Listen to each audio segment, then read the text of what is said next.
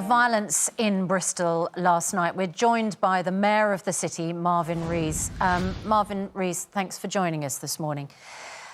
Can you give people a clear picture of what happened yesterday when a protest which, you know, was animated at the beginning turned violent and we saw those awful scenes and police officers injured? Well, people had gathered through the afternoon and were making their concerns known about the bill. And then at a certain point, a group of people within that larger group made it violent and then turned it into a physical confrontation with the police, trying to smash up buildings and smash up our city. And do you have any idea at this stage the number of arrests, whether those people have been identified?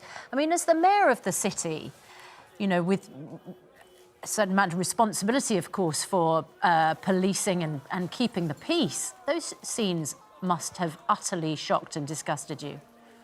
We're disgusted, absolutely condemn what's gone on. And what they've done is they haven't just smashed windows and attacked police officers. We have injured police officers, broken ribs, broken arms, of a police service that has served us incredibly well over the last year.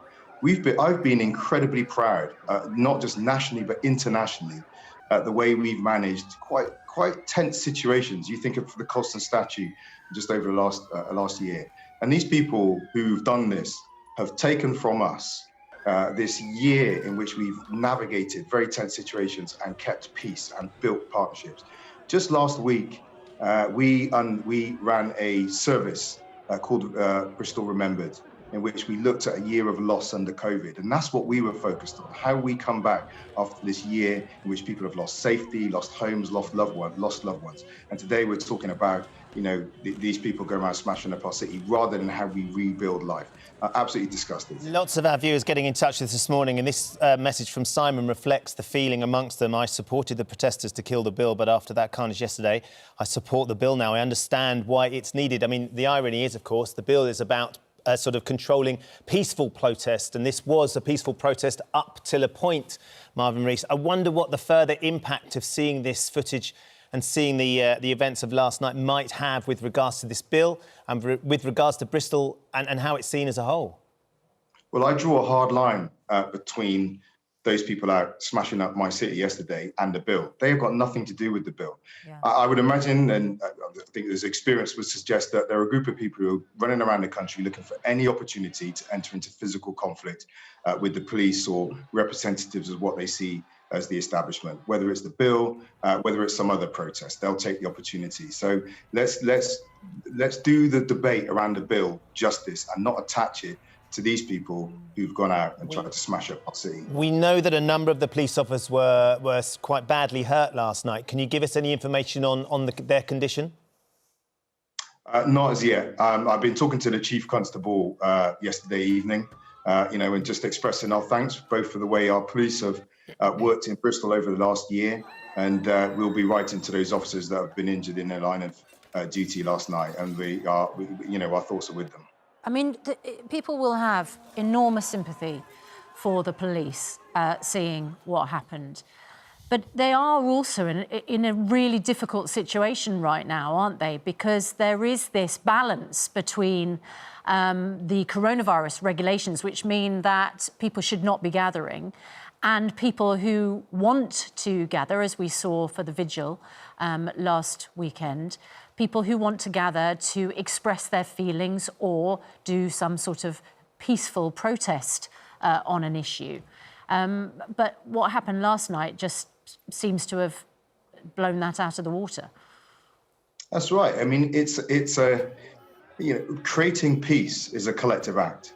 Right? The police have been walking tightropes. We recognise that. They have to enforce COVID. And we've been working very closely, a whole collection of city partners, ourselves, the health service, the police, our voluntary community sector, universities, over this last year, saying that, you know, we all have to do our bit. The police have been very concerned to be taking an approach in which they inform and educate and engage with the public whenever they see people breaking the rules. And enforcement was seen as the last act, really. But that takes all of us participating in a constructive way. And what we had last night is there were many people who went out and just made their voices heard. But there were these group of people, like I said, irrespective of the issue, they were out there to cause problems for whatever kind of revolutionary fantasy they're playing out in their lives. Marvin, I know Bristol very well. I spend half the year down in Bristol working, and it's a fantastic city, and I've never had anything other than an incredibly warm welcome. I've got family members that live just outside. What I'm seeing there is extraordinary footage of a place that I really enjoy being a part of. I wonder what you'd say to the people waking up in Bristol this morning, and also particularly those people that caused all that damage. And is there any sort of further impact in terms of the area of Bristol that the riot happened? Well, we're not going to let them take away what we've built over recent years, an incredible partnership. We've over the last few years, in the face of incredible hardship, we've fed our children, we've tackled poverty, we've housed homeless people, we've built homes for families. We've done incredible things together, and we're not going to let these people take this away. And I think it would be quite also interesting in the mop-up, not just to have these people arrested, but to see where they actually come from. As I'd imagine a few are not actually from this city, but revolutionary tourists, as it were. So you don't think that this was a local group who instigated the violence? I can't say, but I would imagine people have come to the city to participate in what they saw as an opportunity for a demo. But when this is a city that we've been building together. We've been in great collaboration in Bristol. We've been ferociously ambitious. We've done it with compassion, trying to make sure that we bring everyone with us. Everyone enjoys in the city's success. And this goes absolutely against everything that we've built up over the last few years and we stand for. What do you, how would you describe those who caused the violence? The Home Secretary says it's thuggery. One senior police officer branded protesters a mob of animals.